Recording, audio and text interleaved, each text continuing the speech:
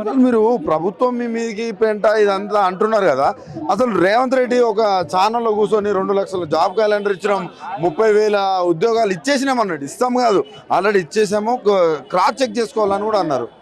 అది గత ప్రభుత్వం ఇచ్చిన నోటిఫికేషన్ ని డిఎస్సి కానిస్టేబుల్ ఎస్ఐ పోస్టులు ఇతను ఇందులో యాడ్ చేస్తుండు. ఆ ఇచ్చిన దాంట్లో కూడా ఇంకా సరిగా వెళ్ళి ఆర్డర్ కాపీ తీసుకున్న వాళ్ళు కూడా ఇంకా జాయిన్ చేయించుకోలేదు. అదేలా నేను ఇస్తా అని చెప్పేసి ఆ జాబ్లు కాకుండా నేను 2 లక్షల ఉద్యోగాలు ఇస్తా అని చెప్పాను. ఈ సంవత్సరం మార్చిలోనే 26,000 మంది రిటైర్మెంట్ అయ్యారు. నెక్స్ట్ సెప్టెంబర్లో ఇంకా 34,000 మంది రిటైర్మెంట్ అవుతున్నారు. ఏది గత ప్రభుత్వం 61 సంవత్సరాలు ఏజ్ పెంచినాకు ఆ పెంచిన వాళ్ళకు కూడా రిటైర్మెంట్ అయ్యి వచ్చినప్పుడు కూడా మరి ఇప్పుడు ఎందుకు నువ్వు ఈ ఉద్యోగాలు ఆ ఉద్యోగాలు ఖాళీ చేసుకుంటూ చేసుకోవచ్చు కదా, జాబ్ క్యాలెండర్ ఇవ్వచ్చు కదా. దీంట్లో మీరు ఒక 1000 పోస్టుల నుంచి మీరు 700 పోస్టుల నుంచి 2000 పోస్టులు పెంచండి. మీ వల్ల అవుతుంది. మీ చుట్టూ ఒక 5-6 మిమ్మల్ని రాంగ్ గైడెన్స్ చేస్తున్నారు సార్. మిమ్మల్ని ఎవరు తప్ప అంటున్నారు? మీరు మంచిగా ఆలోచించుకొని రేపు జరిగేటువంటి చెప్తా, ప్రజాపాలన మేము తీసుకొచ్చినామన్నారు. మీరు రేవంత్ రెడ్డిని కానీ ఇంకా కొంతమందిని కానీ డైరెక్ట్ కలవచ్చు కదా, ఇలాంటి ధర్నాలు ఎందుకు? ప్రజావాణి కూడా లేదు సార్. ప్రజాపాలన అని మమ్మల్ని ఒక 5 బాగా ఇన్ఫ్లుయెన్స్ చేసిండు. ఎవరాళ్ళు? మహానుభావులు 5 మా సార్లు, పెద్దోళ్ళు, గురువులు, రాజ్యాంగం రాసిన వాళ్ళు. ఒకరు ఆగనూరు మురళి అంబేద్కర్ బిడ్డ ఆయన, 2 తిన్మార్ మల్లన్న, 3 మన బల్మూరు వెంకట్, 4 మన జర్నలిస్ట్ రగన్న, 5వది రియాజ్ సార్. వీళ్ళు ఏది చెప్తే అదే నడుస్తుంది. మరి ఎటుపల్లి ఇప్పుడు వీళ్ళు 5 మా నిరుద్యోగుల పాపం మాత్రం కంపల్సరీ తాగుతుంది సార్. ఈ 5 మీరు మ్యాండేటరీ మిమ్మల్ని ఎవ్వరు మేము భయపెట్టిస్తలేము. మీరు ఏం మాట్లాడిల్లు, మీ దగ్గరికి వచ్చినప్పుడు మీరు ఏ విధంగా రిసీవ్ అయ్యిల్లు, ఇప్పుడు ఏ విధంగా మాట్లాడుతున్నారో ఒక్కసారి ఆలోచించుకోండి. మీరు పోయేది కాదు, మాది వచ్చేది కాదు. ఇప్పుడు ఎందుకు ఎక్కడ కూర్చున్నారు ఏందనేది ఈ ఇష్యూ మీద సాల్వ్ కాకపోతే నా దగ్గరకు వచ్చి కలవమని చెప్పి, మీ దగ్గరకు వచ్చి కలవగానే ఇప్పుడు మీరు అనుకుంటారు ఇలా 10 మంది ఈ ఏ వస్తాడు, బి వస్తాడు, సి వస్తాడు అంతే. అంటే వీళ్ళ వెనకాల ఎవరు లేరు అనుకుంటారు. కానీ రేపటి నుంచి 33 జిల్లాలలో, యూనివర్సిటీలలో, లైబ్రరీలో ఏం జరుగుతుందో మీరు తెలుసుకోండి. ఇదే అయిపోయింది, ఇంతటితో క్లోజ్ అవుతుంది. కొంతమంది 10 మంది తొత్తులు తయారు చేసుకొని రావడం, పిలవడం వీళ్ళు అంటున్నారు. మరి అప్పుడు మీరు మమ్మల్ని ఫోన్ చేసి ఈ సార్ వస్తుండు, ఆ సార్ వస్తుండు, లైబ్రరీకి రండి, ఆడికి రండి, మనం మాట్లాడదాం, పెంచుదాం అన్నారు. మరి రాహుల్ గాంధీ గారు సెంట్రల్ లైబ్రరీకి వచ్చిండు, చెప్పిపోయిండు, రిసీవ్ లైన్స్ తీసుకున్నారు. ముఖ్యమంత్రి రేవంత్ రెడ్డి గారు కూడా రాలేదు. అప్పుడు ప్రతిపక్షంలో ఉన్నప్పుడు రాకుండా ఢిల్లీలో ఉండి కూడా ప్రెస్ మీట్ పెట్టారు. ఈ రోజు మీకు ఇక్కడికి వచ్చి ఏం చేస్తే బాగుంటుంది, ఏ విధంగా చేస్తే బాగుంటుంది అంతే అయిపోవా? Simple question. ఈ రోజు ఇంత రాతాంతం జరగడానికి రీజన్ ఎవరు? ప్రభుత్వం కాదా? నువ్వెందుకు ఈ అవకాశం ఇచ్చినావు? నువ్వు ప్రభుత్వం, నువ్వు అధికారులు రాక ముందుకు నువ్వేమన్నావు?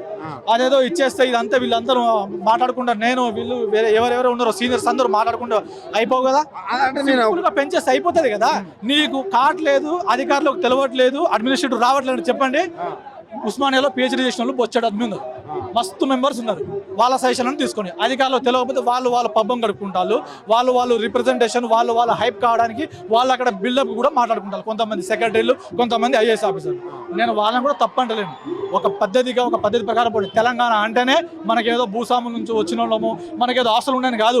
ఆంధ్రాకు తెలంగాణకు ముడిపెట్టకండి సార్. ఎందుకంటే ఆంధ్ర వాళ్ళకు ఉద్యోగాలు తక్కువ అంటే ఇదివరకు ఉన్న ఉమ్మడి ఏపీలో ఉన్నప్పుడు వాళ్ళు చాలా కొట్టుకుని పోయారు. మన తెలంగాణలో ప్రైవేట్ ఉద్యోగం కావాలన్నా లోకాలిటీ రావాలి. లోకల్లో ఉన్న 90% ఇవ్వండి. ఇక్కడ ఒకవేళ గవర్నమెంట్లో అవకాశం లేకపోయినా ప్రైవేట్ రంగంలో ఉండే అవకాశం కల్పించండి. మనకు ఉద్యోగాలు వచ్చేటట్లు మీరు చూసుకోండి. అదేవిధంగా ఇన్ని రోజులు ఇన్ని చెప్పిన బల్మూరు వెంకట ఎప్పుడన్నా మిమ్మల్ని పిలిచి మాట్లాడిండా? మాట్లాడిల్లు, మేము పోలేదు. మా సీనియర్స్ వీళ్ళు పోయినప్పుడు అవును చెప్పినా నేను మాట్లాడుతున్నా అంటున్నాను.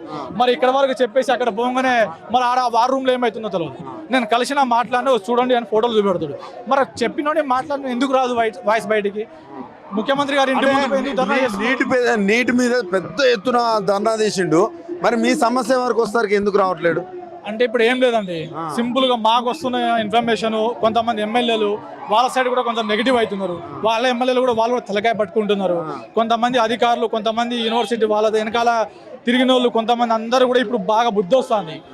మాకు వచ్చిన ఇన్ఫర్మేషన్ ఏంటంటే కేసీఆర్ ఆల్రెడీ బిల్ చేసి వెళ్ళిపోయాడు కదా, నువ్వు వచ్చి సక్రంగా అడ్మినిస్ట్రేటివ్ చేసుకుంటే అయిపోతుంది కదా. ఆ చేసిన దానికి నువ్వు 1 సంవత్సరం తర్వాత 2 సంవత్సరాల తర్వాత నువ్వు వాడిని టార్గెట్ చేస్తే అయిపోతుంది కదా. కేసీఆర్ను, కేటీఆర్ను, హరీష్ రావుని నువ్వు ఇప్పటి నుంచే పోతే నువ్వు జీరో అవుతావు.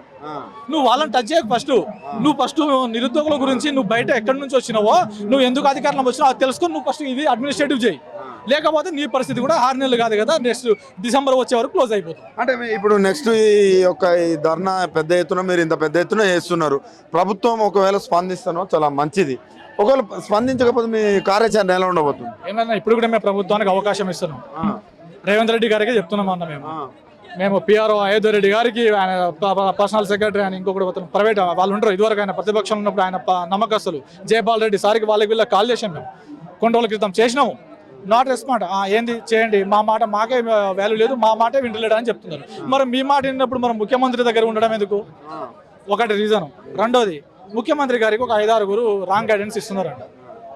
సార్ వాళ్ళ మాట మీరు వినకండి, మీరు జీరో కాకండి, కష్టపడి మీరు కాంగ్రెస్ గవర్నమెంట్ మీరు అధికారంలోకి తీసుకొచ్చిల్లో మీ ఓన్ డెసిషన్కి మిమ్మల్ని వదిలిస్తున్నాము.